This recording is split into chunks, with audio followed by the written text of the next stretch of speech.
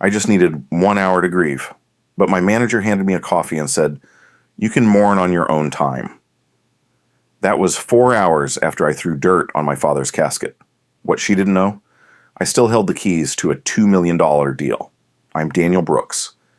And this is the story of how a grieving son exposed a toxic company, one folder at a time. The cold Denver wind cut through my funeral suit as I stood watching the cemetery workers fill in my father's grave. My shoulders ached from carrying the casket, but it was nothing compared to the hollowness expanding inside my chest. Dad had fought hard, 3 months from diagnosis to death. Pancreatic cancer didn't give him much of a chance, but he'd faced it the way he'd faced everything, stoically, with quiet determination, teaching me lessons until the very end. I was 35 years old, a senior consultant at Ryder & Flint, one of Denver's most prestigious marketing strategy firms. My phone had been vibrating in my pocket throughout the service. I knew exactly who it was. Helena Graves, my direct supervisor, a woman whose ambition was matched only by her complete lack of empathy. I'd requested 3 days of bereavement leave. She'd granted me the morning. "You need to be back by 2. She'd told me yesterday when I'd informed her of my father's passing. "The Kenton Biologics presentation is on Friday, and we're nowhere near ready." The Kenton account, $2 million of annual business that would either cement R&F's reputation in the biotech sector or become the one that got away. Helena had been working on landing them for nearly a year, and now that we were in the final stages, nothing, not even the death of my father, would be allowed to interfere. I turned away from the grave as the last mourners departed. My mother had already been gone for 5 years. Cancer, too. I was officially an orphan now, though the word seemed strange to apply to a grown man. My phone buzzed again. "Helena, where are you?" "It's 1:47. I didn't respond. I needed this moment. Just 1 more hour to sit with my grief before compartmentalizing it away.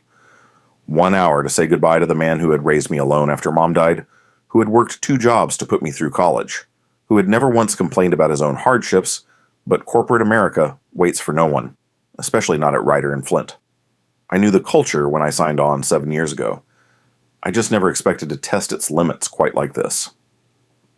When I walked through the glass doors of our downtown Denver office at 2:15, Helena was waiting, arms crossed over her charcoal gray suit.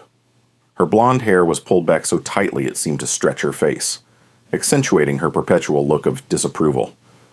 "You're late," she said, not a hint of acknowledgement about where I'd been.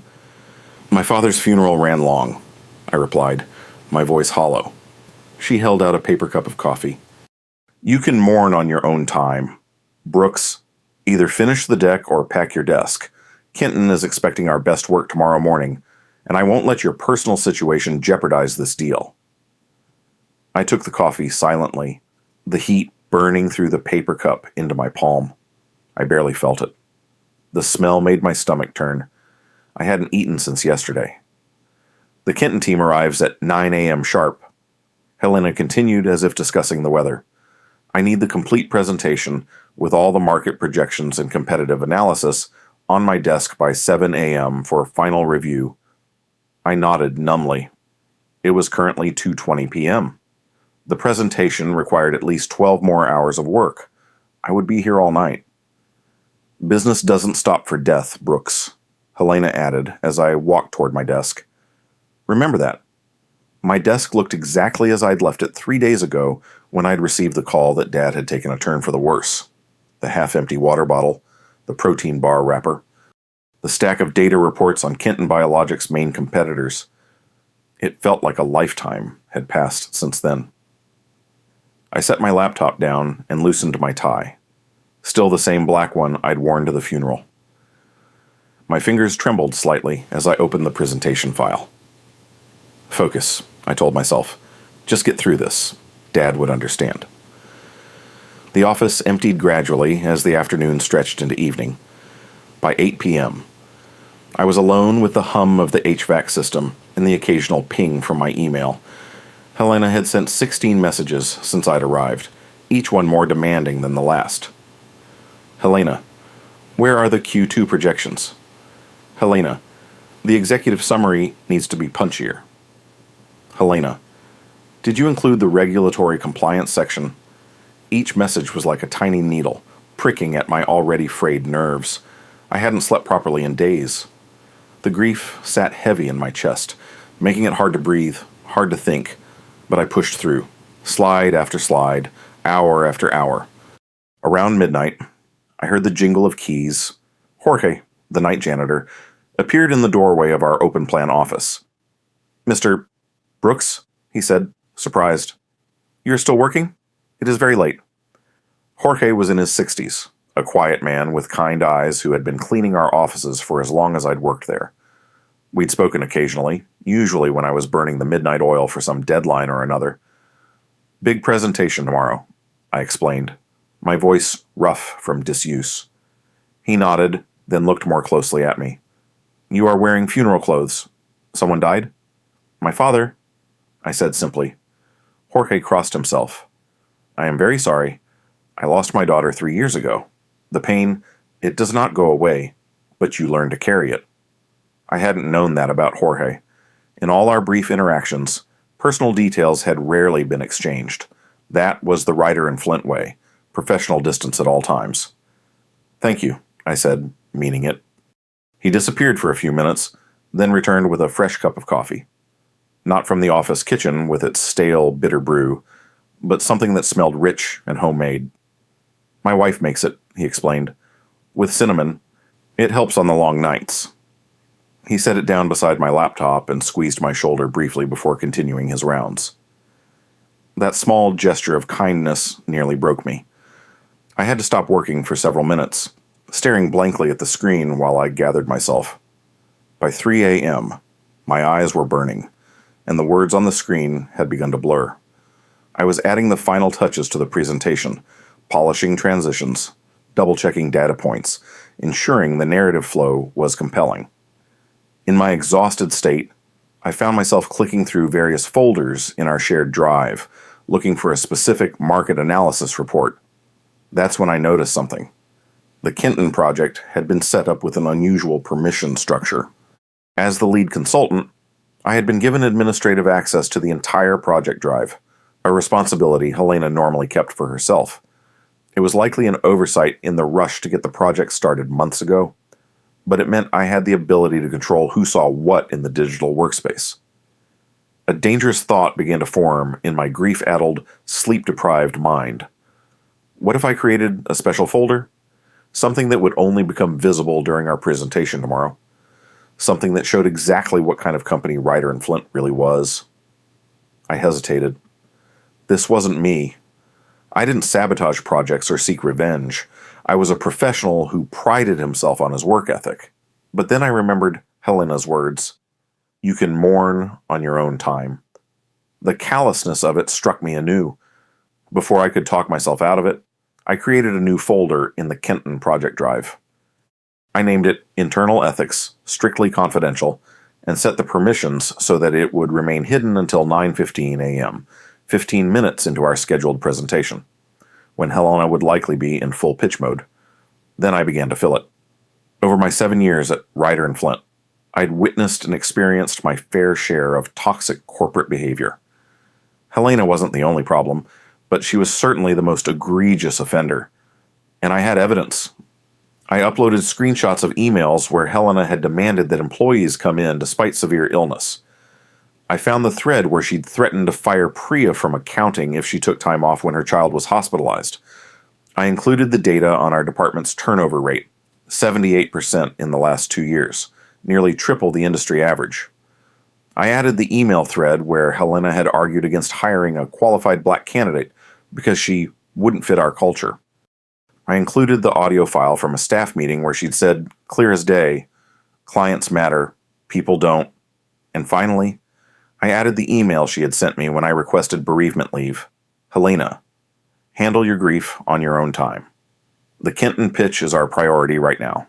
I expect you in the office by 2 p.m. tomorrow, ready to work. I set the folder to release automatically, then closed it and resumed my work on the presentation. By 6:30 a.m., I had finished. The deck was polished, professional, and persuasive. Exactly what Helena had demanded. I emailed it to her, then went to the bathroom to splash cold water on my face and change into the spare shirt I kept in my desk drawer. In the mirror, I hardly recognized myself. My eyes were red-rimmed and sunken. My skin was pale. I looked like a man who had buried his father and then worked through the night, because that's exactly what I was. I returned to my desk to find Helena already there, scrolling through the presentation on her tablet. "This is adequate," she said without looking up. "The executive narrative needs work, but there's no time now. I'll handle the opening remarks and the strategic overview. You'll present the market analysis and competitive landscape sections." "Fine," I said, too exhausted to argue. She finally looked at me, her gaze clinical and assessing. "You look terrible. Clean yourself up before the clients arrive. And Brooks, this is your last project with us." I blinked, momentarily confused. "What?" "Your performance has been slipping for months. This recent personal situation has only confirmed what I already suspected. You no longer have what it takes to succeed at Ryder and Flint. We'll discuss your transition after the presentation." She was firing me after 7 years. After working through the night of my father's funeral, she was letting me go. A strange calm settled over me. The folder I'd created suddenly seemed less like an impulsive act of revenge and more like necessary justice. "I understand," I said. The Kenton Biologics team arrived precisely at 9 a.m. 4 executives in expensive suits filed into our conference room, led by Samantha Kenton herself, the founder and CEO of the rapidly growing biotech firm. She was in her early 50s, with short silver hair and intelligent eyes that missed nothing. "Ms. Kenton, what a pleasure to finally meet you in person," Helena said, shaking her hand with practiced warmth. "We're absolutely thrilled to present our comprehensive strategy for Kenton Biologics market expansion." "I apologize for being a few minutes late," Samantha replied. "I was reviewing some of your materials that came through this morning. Very enlightening." Helena's smile didn't waver, but I noticed a slight tightening around her eyes. "Well, we pride ourselves on thoroughness. Shall we begin?" I sat quietly as Helena launched into her opening remarks, extolling the virtues of Ryder and Flint and our deep understanding of the biotech landscape. I checked my watch surreptitiously. 9:12 a.m. 3 minutes until the folder would become visible to everyone with access to the project drive, including the Kenton team, who had been given guest credentials for the presentation. Helena was just transitioning to the market overview when Samantha Kenton interrupted. "Excuse me, Ms. Graves, but I have a question about a different folder I noticed in your project drive, something labeled Internal Ethics." The blood drained from Helena's face. "I'm not familiar with that folder. It must be some kind of error." "It's no error," Samantha said, turning her tablet around to show the contents. "I find it fascinating reading, particularly this email thread about your bereavement policy, or lack thereof." Helena shot me a look of pure venom. "Ms. Kenton, I can explain. Is this how you treat your people?" Samantha asked, her voice quiet but firm. "Forcing them to work on the day of a parent's funeral? Threatening termination if they take time to grieve?" The room fell silent. The other Kenton executives were now looking at their own devices, scrolling through the contents of the folder I'd created. "That information is being presented completely out of context," Helena said, her voice tight. "And I suspect it was shared maliciously by an employee who is being terminated for performance issues." Samantha Kenton's gaze shifted to me. "Are you that employee, Mr. Brooks? Daniel Brooks," I supplied. "And yes, I was just informed this morning that this would be my last project with Ryder and Flint. After working all night following your father's funeral, I presume." I nodded, too exhausted to elaborate. "Well, this meeting is over," Samantha announced, standing up. "Kenton Biologics will not be partnering with Ryder and Flint.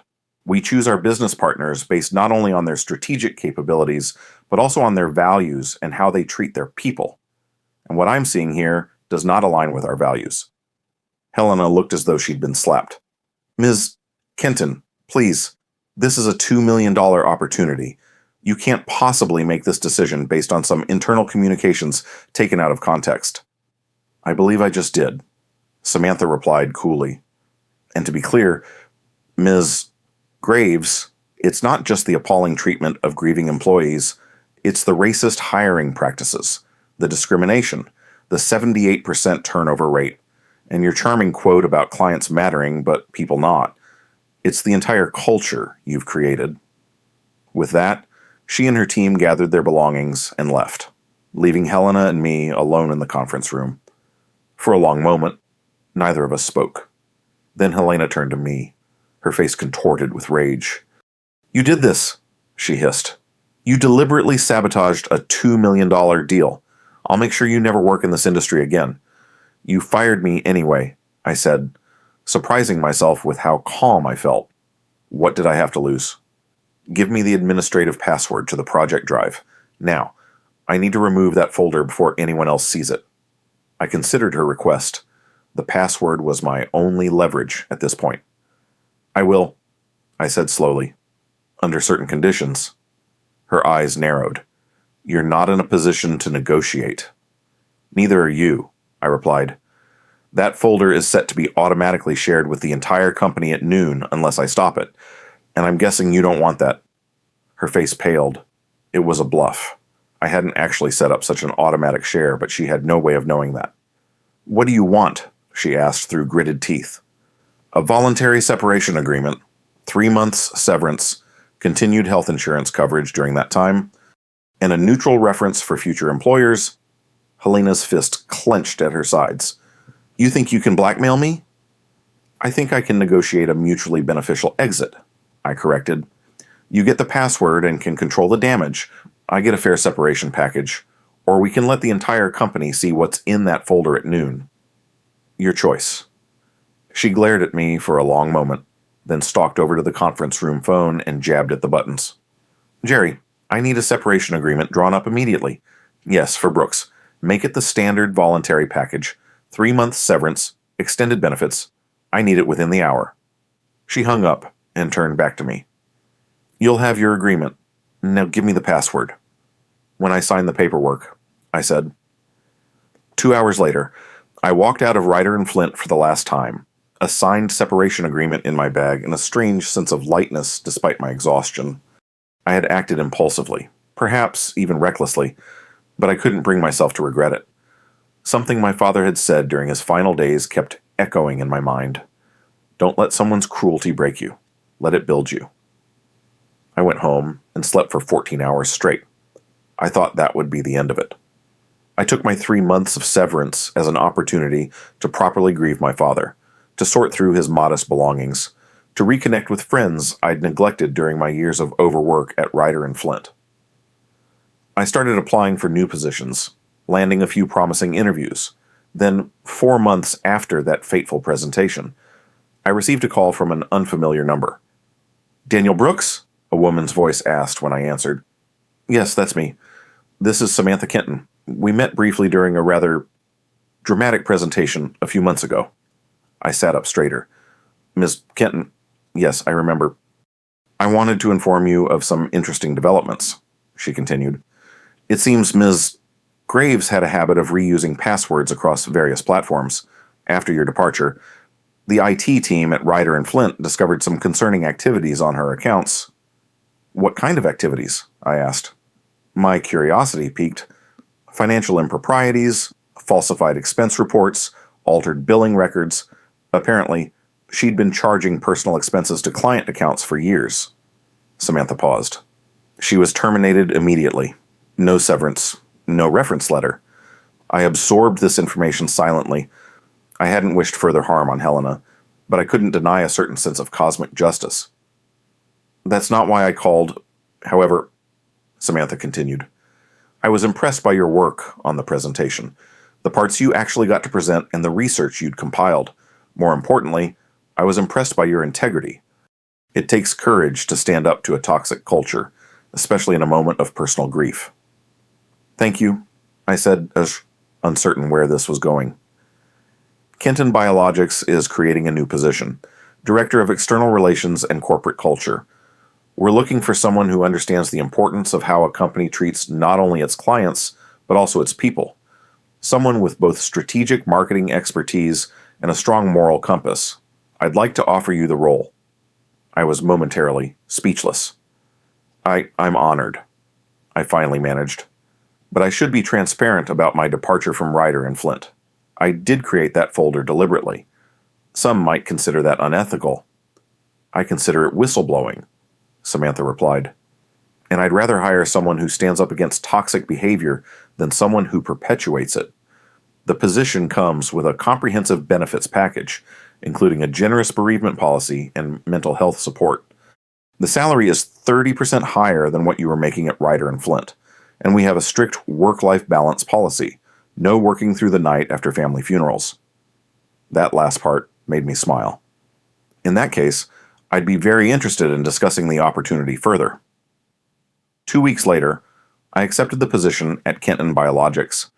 My first task was to develop a comprehensive employee well-being program that would serve as both a recruiting tool and a genuine support system for staff. I threw myself into the work, drawing on my own experiences to create something meaningful. A year passed. The program I'd developed had been implemented successfully, reducing turnover and improving employee satisfaction scores across the company. I was being flown to Chicago to accept an industry award for innovative corporate culture initiatives. As I stood at the podium delivering my acceptance speech, I spotted a familiar face in the crowd, Helena Graves. She was sitting at a table near the back, her hair now streaked with more gray, her expression tight. From what I'd heard through industry gossip, she was working for a small, struggling agency, having been unable to secure a position at any of the major firms after her ignominious departure from Ryder and Flint.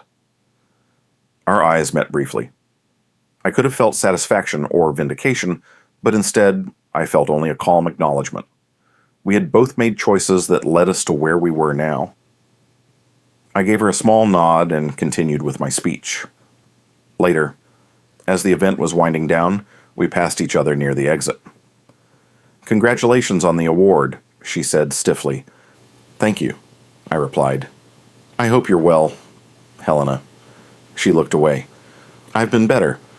I could have walked away then, but something compelled me to add, "You know, Kenton is always looking for experienced marketing strategists. Their Denver office is expanding." She looked at me with surprise. "Are you offering to help me after everything?" I shrugged. "I'm not offering anything. Just sharing information. What you do with it is up to you." With that, I walked away, leaving her standing there. I didn't know if she would reach out to Kenton, and I wasn't sure I would recommend her if she did. But the offer itself felt like closing a chapter. As I flew back to Denver that night, I thought about my father, about how he'd faced adversity with dignity, about how he'd taught me that true strength isn't about dominating others, but about maintaining your integrity even when it's difficult. Don't let someone's cruelty break you. Let it build you. I hadn't let Helena's cruelty break me.